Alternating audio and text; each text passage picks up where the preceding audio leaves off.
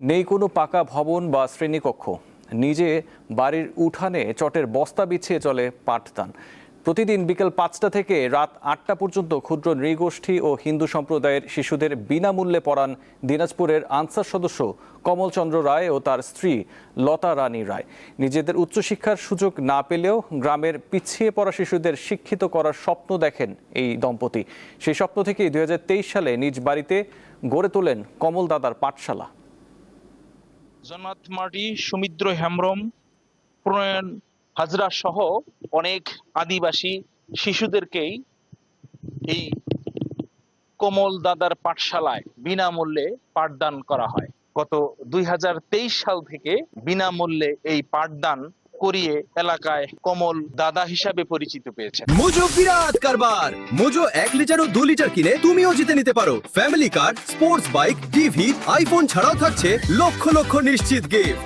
আমি প্রতিদিন এখানে কমল দাদুর এখানে পড়তে আসি। আমাকে এখানে আসতে ভালো লাগে। আমি এখানে এসে পড়তে পারি ভালো করে, যেগুলো হয় না সেগুলো কমল দাদু শিখিয়ে দেয়। আমরা তো প্রাইভেট পড়তে পারি না, কমল কাকুর কাছে আমরা প্রাইভেট পড়তে আসি।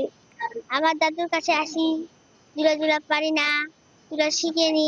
শিক্ষার্থীর অভিভাবকরাও নিশ্চিন্তে এই কমল দাদার পাঠশালায় তাদের সন্তানদেরকে রাখছেন। সকালে উঠে আমি কাজে যাই, আমি তো পড়াইতে পারি না। হ্যাঁ, আর আমার কমল দাদু আছে না পাশে পাশে আছে, তো পাশে থাকার পরে পাড়াই দিই সকলগুলোকে যেন লেখাপড়া করতে পারে। বিনা পয়সায় যেহেতু লেখাপড়া হচ্ছে, হ্যাঁ, বা এইভাবে ছোট বড় সবাই যদি ভালোভাবে লেখাপড়া করতে পারে তো এটা তো আমাদেরই ভালো। এই পিছিয়ে পড়া ক্ষুদ্র নৃগোষ্ঠী, আদিবাসী, হিন্দু সম্প্রদায়ের শিশুরা যেন সমাজের মূল স্রোতের সাথে লেখাপড়ায় গড়ে উঠতে পারে, এমনটি আসলে প্রত্যাশা হচ্ছে এই কমল লতা দম্পতির মূল উদ্দেশ্য। আমার মনে চেতনা জাগলো যে আমি খুব কষ্ট করে পড়ালেখা করেছি, আমি আমার মতো যেন তারা অবহেলিত বঞ্চিত যেন না থাকে, সেই উদ্যোগে আমার ওয়াইফ সহ আমরা 2023 সাল থেকে এই কর্মসূচিটা আমরা বিনামূল্যে আমরা শুরু করি।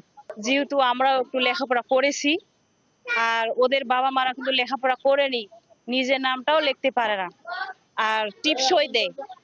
তাই ভাবলাম যে এই যে বাচ্চাগুলো আছে ওদেরকে যেন টিপসই না দিতে হয়। এই উপজেলায় বিভিন্ন ধরনের সরকারি কর্মকর্তা, জেলা প্রশাসক থেকে শুরু করে বিভিন্ন কর্মকর্তারা এই কমল দাদা এবং তার স্ত্রী লতা রানীকে প্রশংসায় ভাসিয়ে দিচ্ছেন। আজকের এই কমল দাদার পাঠশালার শিক্ষার্থীরাই আগামী দিনে দেশ গড়ার কাজ করবে, এমনটাই প্রত্যাশা করছেন সংশ্লিষ্টরা। সুলতান মাহমুদ, দীপ্ত টেলিভিশন, দিনাজপুর।